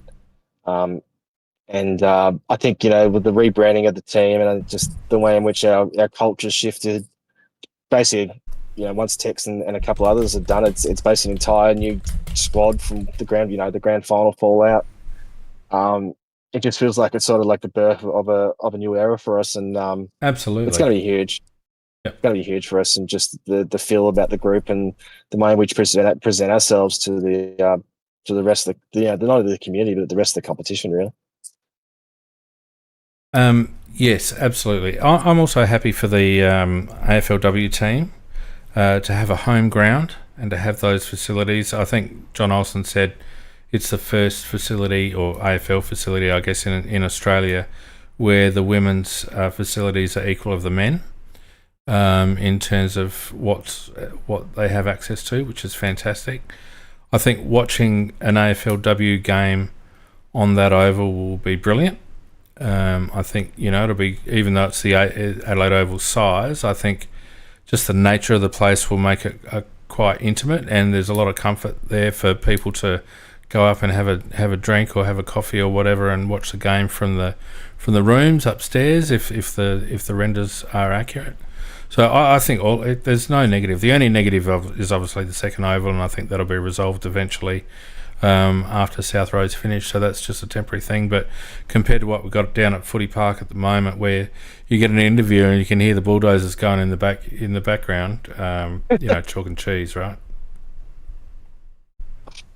I think the players go to bed every night hearing the sounds of construction in their bloody head. Every session they've got that going on, and that's been the case for years now. And just the gravel road, when they come in, and even the building's starting to look a bit dank. So look, it serves its time and place. I wish we moved on a bit quicker than we have. We obviously know how much bloody time it took to find a place, but I think it would just do a lot for just the energy of the group as well. Agreed. To have a fresh home and to celebrate the club. I hope they put a lot of effort into celebrating, what's now a pretty decent history. I know we haven't won a flag in a long time, but for what we've done, in 30 plus years, 35 years is it now? Yep. Yeah. So it's been a pretty rich history. We've had a lot of fantastic players come through this club, some that have really defined football. 100%. And I hope they really maximise that, because I think we cop a bit of shit for about not having much history, but if you actually look at the players and what we've done in a short space of time, it's actually pretty impressive. We batted above our ability, or I think we've done more than we probably should have what we've been, and hopefully we can add a couple more cups to that collection made at some point, which would be nice. But it's going to be a great moment. What is it going to be? What did Olsen say? Is it later this year? Is that right? October, I think. October. They said that. Yeah, I mean that'd be incredible if that's the case. I know they're ahead of progress, but or schedule, but gee, that'd be such a boom for us, because that's obviously just before the trade period as well, around the trade period time. Well, I'll tell you what, it is just in time from. It's just in time for the homecoming of the AFL Premiership Cup. Can you imagine winning the flag and celebrating it at our new home, basically to open our home with a new flag? Wouldn't that be incredible? That'd be great, mate. I just hope they let me in to watch training. I don't know how that's going to work. See, the thing is, everyone's going to be allowed in now to watch training. You're not going to be special anymore. No, everyone can watch now if they want. Just there's a few parks around, but no. Look, I just wonder if they're going to have closed sessions, and I'd hate for us to become like Geelong. For a suburban club, Geelong is so closed shop. I think it's important that we keep the community as engaged as possible, because Adelaide people are obsessed with the club, and we want to keep it that way. That's what makes us great. I don't know whether you've seen the renders and the walkthrough that Channel 7 did the other day, but I mean the whole training area indoors is open. So you've got Yes, I saw that. mezzanines that basically look over the training areas and all the rest. I think they're trying to make it as open as possible. So obviously occasionally you're going to need a closed session, but I think overall the club is about trying to make it as open to the fans as possible, which was seen by the fact that they turned and decided to provide a licensed facility as well, which initially wasn't going to be on the cards, particularly when Andrew Fagan and his mob were in charge. They didn't see any real benefit in providing facilities for the fans, but thankfully John Olsen is a people person and understands the role of the community in the club, and they've made the right decision. So all good. Yeah, and that's an important point, because I think that for a little while there, particularly under that regime, there was a bit of a divide between the fans and the club. These days, I think that connection's a lot better, and that's a lot to do with the head honchos, but also the group itself. Like, you see some of the guys, like Ben Keys, for instance, Joshua Shelley, the way they interact with fans and get around them, and it's really impressive to see. And I think that initiatives like the ones you talked about are going to be really important in furthering that, and I think that's really important to make that. It's obviously I feel like we are a football club, but I think that's just going to strengthen that further.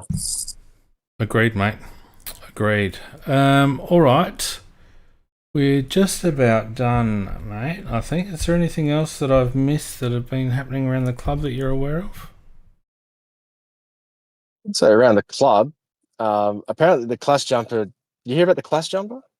Our clash jumper. Yeah. So we haven't heard about it yet, but there's a rumor that it's going to be going pretty soon, and we might even play it on the weekend. And it was talked about that it's white with a sash of the tricolours. Right. So we're going back to a white clash jumper. That's the talk from someone that apparently has seen it.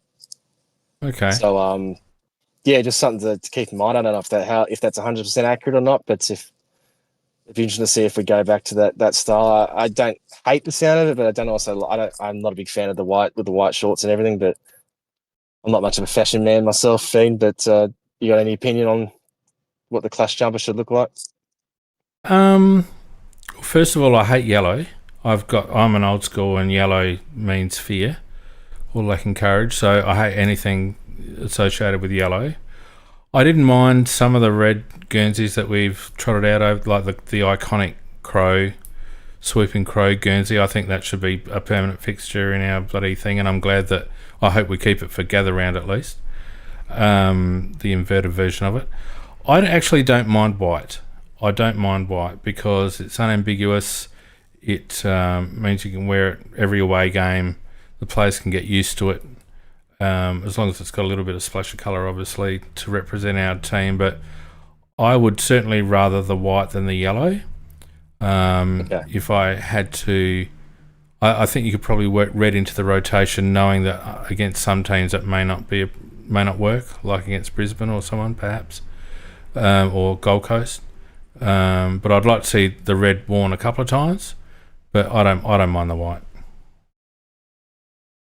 Another thing was also Max Michelani signing up for 4 years. Yes. These ones with the local, homegrown guys that have grown up as Crows supporters. It's great that they signed. They're not the ones that worry me too much. You know what I mean? It's usually the interstate lads that I'm more worried about their contracts. But I got to do this for Vardy. Oh, where's the sound? It's gone. Damn it. There it is. That's for Vardy's comment. Players should be allowed to wear casuals for away games. I think that's funny. Yeah, I mean, it's great for Max, and it's for me, it's the guys that Dan Curtin obviously extended last year. Those guys that you always be worried about whether they're going to commit further to the club. That they're the ones that I think are really important. And luckily, we're not in the boat much this year. The ones who are out of contract this year are usually pretty much all fringe players. Yeah. So that's going to be really interesting to see. We're talking, a lot of guys: Zach Taylor, Charlie Edwards, Oscar Ryan, Lucky Shoal. There's heaps to list through, and a lot of them are obviously some of them aren't going to get extensions, but it'd be interesting to see because we haven't been very proactive with the contract signings lately. We've been pretty quiet in that front, so maybe hopefully we can get the ball rolling there. The other one I was just going to mention, because obviously would you like to talk about the AFL as a whole, is Sam Walsh getting 8 years. You got an opinion on that one, boss? It's Looney Tunes. Why would you do it? It's interesting. Did you notice we were linked to them? Oh, I But they mentioned us. We were one of the clubs apparently who were trying to get in contact with Sam, and he just didn't want a bar of it. Us or other clubs, apparently. Well, then why did they give him 8 years? If he wasn't taking overtures from other clubs, then there's obviously no impetus to bloody give him 8 years. The guy's got a bad back, for God's sakes. Yeah, I'm guessing that's either bullshit or Walsh said to him, "Give me 8 years, and I won't be talking to anyone else." And Carl just said, "Yeah, all right, we'll do it." It's a long time, isn't it, for a guy that hasn't played a full season in about 3 or 4 years? We talk about every trade period. We talk about clubs being hamstrung by these large contracts. You know, Clayton Oliver, and they have to do salary dumps, and they've got themselves in these situations. But then clubs keep repeating the same mistakes year on year. And look, Walsh is a quality player, but backs are they're tricky things. You never know when they're going to go, and I feel like this is going to get a lot of talk, and for good reason, I think. Yeah, I mean, PJ in the chat says, that they've lost a couple of players, so they got stacks of salary cap room, and I guess that's true. But I would think a productive way of using that wiggle room is to front load some contracts so that you've got you've got a war chest to hit the trade period next year, and not tie up your one of your players on an 8-year deal, who might get on the park maybe 50%, 60% of that time. Just blows my mind. It really does. Yeah, I just thought I'd chuck that one out there because when I saw that, I was hearing it was 7 years, but to have 8 years, like, it's just it's insane. Bit of madness. Like, as I said, I would like to have it on our list, but not if it's going to cost us 8 bloody years, mate. And I'm sure he's on pretty handy money too. Yeah. So, look, while we're on the subject of trades and recruiting, I think we should tip our hat to Justin Reid, who's obviously left for a cushy corporate job in AFL House. Got off to a rocky start with the Bryce Gibbs saga, which was largely driven by Andrew Fagan, to be honest, who basically didn't give him many places to go on that one. Yep. But became quite a good operator, in my opinion, and I reckon, it's hard sometimes to know who to pin what decision on. And, we've had some drafting snafus, which I don't think really is Justin Reid's remit, or hasn't really been his remit in the past, although he's obviously involved in the list management committee. But in terms of the position of the list now, particularly with our trading, I think he's left it in a better condition now than how he found it. And I think that's a credit to him, because there's a lot of things at play being the list manager in Adelaide, not least of which is our geographic location. So, I think we've got to tip our hat to him and wish him all the best for his time in AFL House. No, I think that's well said, boss. Like, I think, as you said, a bit of a rocky start, and for a little while there, we're thinking Reid might be a bit of a dud, but his work in the last 5 or 6 years has been really impressive, and not just the players he's brought in, but also just the pick trades. We've pretty much been one of the best traders of picks for the last on draft night as well. On draft night as well. Yeah, I mean, when it's all the Dan Curtin one was a good move. Yep, and even like we didn't work out too well, but like the one where we got the one with Carlton, involving, which ended up being the Maxey pick, and yeah, and we ended up trading it in that forward into draft, having two picks in the top 11 with Phil Thorpe and Pedler, and look, creating picks out of nothing really. by taking advantage of what other clubs were dealing with. And we were sort of one of the pioneers with that. Like these days, obviously a lot more clubs get involved, but we were one of the few clubs that was really doing that. I think we were the first live trade at the time, and that's Justin's obviously a big part of that, as well as a couple of the other guys and recruiting and everything. But and then you talk about the guys that brought to the club. Well, half that leadership group is blokes that Justin brought in. And aside from, you look at the guns in our list, aside from Isaac Ranken, the rest we paid unders for. It's not. I know the image of Adelaide as a city and obviously the club has come a long way in the last 10 to 15 years, particularly through Adelaide Oval, but also other things as well. But it's still quite a challenge to get players interested in coming here. It's easier than it used to be in terms of getting locals to come back. But the really hard ones are getting Victorians and non-South Australians to make their way over, and we've been managed to do that. Guys like a James Peatling, he's got no connection to the club except for Isaac Cumming, and he had plenty of suitors other places, but we managed to get him for basically peanuts. And there's other guys that you can list there, but also just the guns as well. Dawson, Ranken. Yes, they're South Australians, but we set our hard. It's hard to get players out of their initial clubs. Just look at Sam Walsh. Geelong would have offered him heaps to go. He's a Warrnambool boy, which is not Geelong, but it's close enough. But he still stayed at Carlton, even though Carlton's probably got a rough few years ahead of them. Players are pretty loyal. They tend to stay where they've grown up. So for us to be able to get guys like and we're talking serious footballers in Ranken and Dawson and co to come here, that's not easy to do. And he managed to achieve that. And I think on the whole, he gets a tick, which isn't easy to do in this we're not dealing. Put it this way, I know we're a 2-team town, so yes, we've got the local come home factor, but apart from that, we haven't got much to work with compared to some of the other clubs in the competition. And for him to I think emerge, to finish his career at the Crows, having improved our list substantially, I think he deserves credit for that. It wasn't perfect, but it was never going to be. I think he probably exceeded what we would hoped, and credit to him. Hopefully he goes well at this new job at the AFL. Yeah, and Kenny in the chat wants us to have a quick mention of a bit of a cheer for Justin.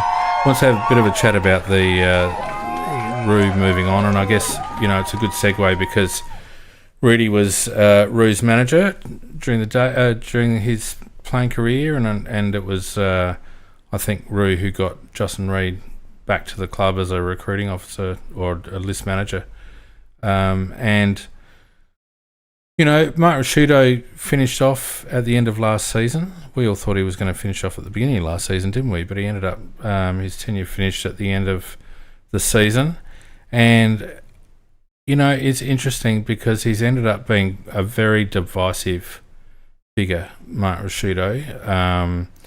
The old stalwarts love him because he's obviously a champion player, and none of us will ever forget how much of a champion player he was.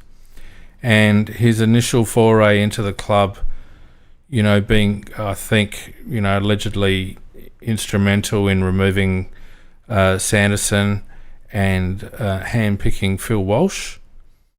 If things had turned out differently with Phil and he hadn't met such an unfortunate demise, Mark Rasciuto would have been possibly seen as a genius just for that one move, right? But I think as time's gone on, Rasciuto's probably exposed us to his own flaws.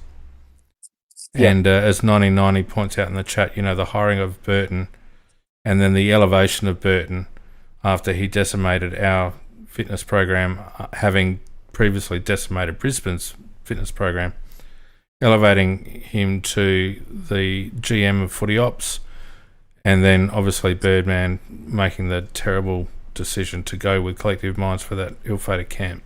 So we won't go down that road. I think Mark will probably look back on his time when he's got a bit of different distance from the club and maybe think that he might have handled a few things differently.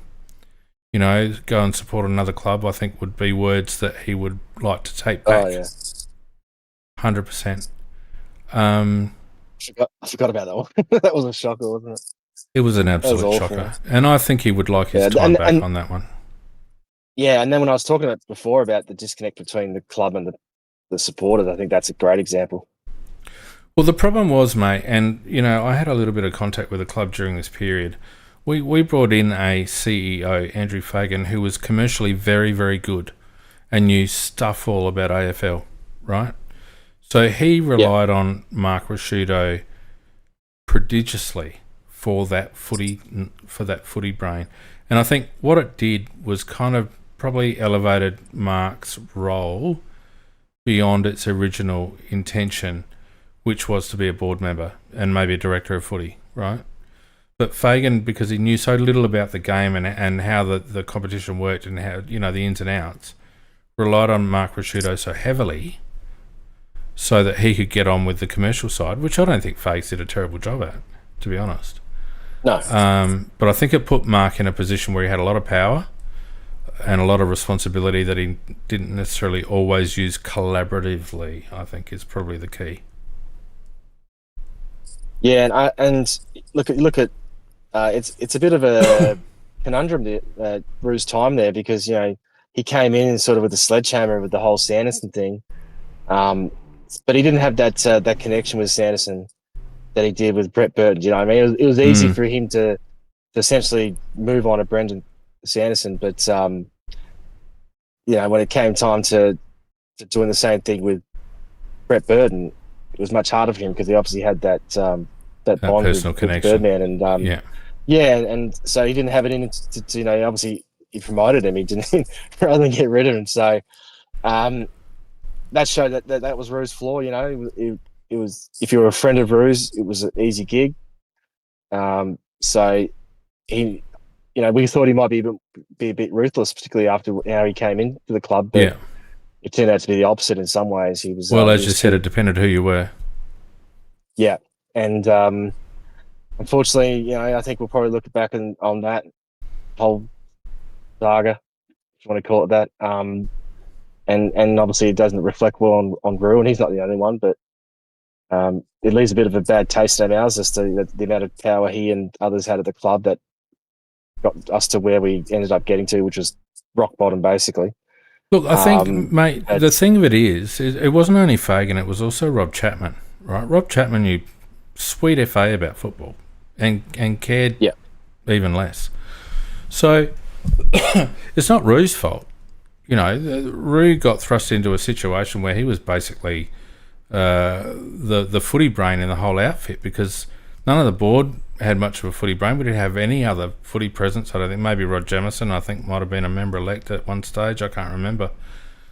But essentially, Rasciuto was the player brain, or the AFL brain, surrounded by outsiders who were there for their own reasons, but didn't really have a football background. And you have a look at the difference now. We've got, you know, John Olsen, who's obviously got tons of experience at SANFL administration and done a particularly good job. I think everyone would agree with the Crows. You've got Neil Baum in now, you know, which is really good. We've got a little bit more. We've also got James Gallagher in as well. A little bit more football. So we've got a lot more football at the pointy end of the club now, whereas when Mark came in, he was brought in as the pointy end of football, because the big hitters there, Andrew Fagan, Rob Chapman and the like, they didn't have that background, so they relied on him. And I think, you know, relied on him probably too much, in my opinion. And like I said, again, Mark Rasciuto's not a bad person. You know, we talked about Isaac Ranken before. I think I'm happy to put Mark Rasciuto in the same category. You know, good people make bad decisions and bad choices sometimes. And I think Mark will look back over his time, as we all do, past experiences, and probably want a couple of them back, I think. Yeah, and I think impartiality would have really helped Rue in those years. But as you said, we've got some really important people at the club now. I know some of the guys in the chat are saying it's still a bit of a boys' club. Look, there probably are still elements that we'd love to improve at the club, but what we have now is so far ahead of what we had 5, 6, 7 years ago. At least we are making strides in the right direction. It's not perfect, but gee, it's a lot better than it was. Well, it's an important thing for the club too, because 2027, which is only now 2 seasons away, at our 2028 AGM, we're probably going to be voting in a new constitution. You know, the 2027 is when the AFL can relinquish their voting rights or their veto rights on our board elections, which essentially makes us a member-run club at that point. Yep. It'll be a massive change for the club. And I think it's been very important for John Olsen and his team to set the club up so that it will be stable when that comes. Because the last thing you want is a whole bunch of instability when you're changing the constitution and you know, the governance of the club. If you have an unstable board and lots of infighting and public unrest and all the rest of it, you end up getting all these weird tickets from people like Crowcast, you know, coming back with nominating BigMan as the chairman and Macca as the bloody director of football, and all of a sudden the club falls over. You know, you want to have that stability. Macca, and I think, yeah. Mate, I wasn't referring to Macca, I was referring to you, mate, because you'd spend all your time at training. Yeah, so I think it's good that we've got stability at the club, so that when that transition happens, it will happen relatively smoothly. You know, there's always going to be a few bumps and people bob their heads up and all the rest of it. But if just think about it, if that transition had happened in, say, 2020, our club would have been in a world of pain. But it'll happen on the back of a new facility, the club returning to success, lots of football people around the club, you know, all the rest of it, a good trajectory. And I think that will hopefully lead to a fairly smooth transition to a member-led club that still has some good governance around it and good stability around it. Very positive from you, boss. It's nice, mate, to hear this positivity coming from you. Well, mate, I'm trying to offset you because you've been negative Nancy ever since you came on the damn podcast. And all right, we might leave it there, mate, unless you've got anything else pressing to talk about. We've hit the 2-hour mark, and even Macca and I only went 90 minutes last week, so thanks very much, BigMan, for keeping me up. That's what I do, mate. The engagement on chat's been fantastic. We've just cracked 700 messages on chat. We've got at least half a dozen people over 50 messages and a ton more above 25. So we love the engagement. I don't know what we're going to have to do to incentivise a few of you to come on and have your say. It can't always be Arab and animal, but I'm sure we'll find something to incentivise you guys to come on board. But in the meantime, the chat has been fantastic. We really appreciate the people who have donated. Radicus and Kenny Loggins on YouTube with their donations. It's very much appreciated. If you're listening on demand or watching on demand on YouTube, there's a super thanks there you can use if you want to do the same. And there's also, I think, a PayPal link in Discord somewhere or on the YouTube thing. But yeah, all good. BigMan, thank you very much for filling the void at late notice. I know you were champing at the bit and you would have been on anyway, but as it turns out, it's been I'm very grateful that you've given up your time tonight. No, thanks, mate. Obviously, hopefully all's well with Macca, but I'm glad I could pitch in. Probably rambled a bit too much on the Ranken deal. I get worked up a bit about the whole Ranken saga, right. But yeah. But yeah, it's still good to have a chat, and hopefully we have some more positive stuff to talk about next week. Fantastic. Thanks to everyone in the chat. I didn't do an outro again, so we're just going to fade to black. But from all of us here at Crowcast, have a good week, and we will see you again next Tuesday night for Tuesday Night Live. Good night, everyone. See ya.